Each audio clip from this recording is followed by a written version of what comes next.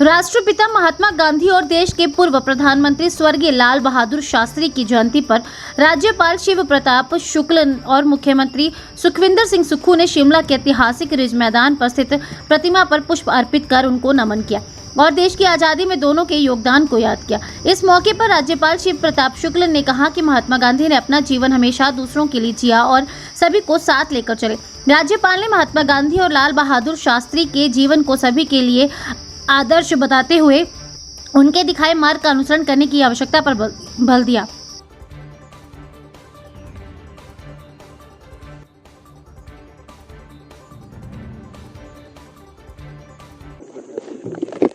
राष्ट्रपिता महात्मा गांधी हमेशा यहाँ ही नहीं बल्कि पूरे विश्व में अपनी प्रासंगिकता को बनाए रखेंगे। उन्होंने जिस जीवन को जिया, सबको साथ लेकर के चलने का और हे राम कह कर के अंतिम समय जाने का, मुझे लगता है कि पूरा का पूरा उनका जीवन केवल लोगों के लिए ही रहा है और स्वयं अपना काम करके उन्होंने लोगों को प्रेरित किया कि कर्म के प्रति किस प्रकार से आग्रही रहना चाहिए। आज के दिन हम उनको अपनी श्रद्धा सुमन अर्पित करते हैं। साथ ही साथ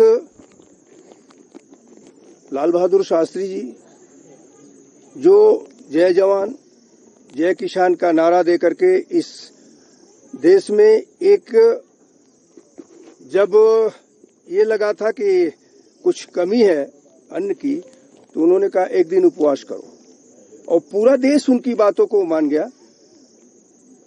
दुर्भाग्यपूर्ण उनकी मृत्यु हुई, अन्यथा ये दोनों विभूतियां हम सभी लोगों को सच्चे मार्ग पर चलने के लिए प्रेरित करती हैं। गांधी जी की सोच और विचार जो उनके थे कि नॉन वायलेंस से किसी का भी दिल जीता जा सकता है, उसके विचारों को आज पूरा विश्व मानता है।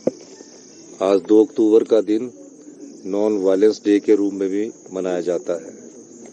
गांधी जी ने जिस प्रकार अंग्रेजों की गुलामी की बेड़ियों से हमको आज़ादी दिलाने के लिए जो नीतियां बनाई, जो विचार प्रकट किए और आज हम आज़ाद देश के 76वें वर्ष में प्रवेश कर रहे हैं, ये सब उन्हीं की नीतियां हैं जिसके कारण हमें आज़ादी मिली।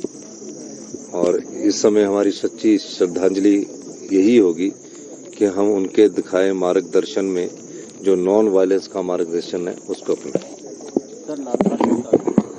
लाल बहादुर शास्त्री जी जब देश के प्रधानमंत्री थे, उस समय देश अनाज के मामले में आत्मनिर्भर नहीं था।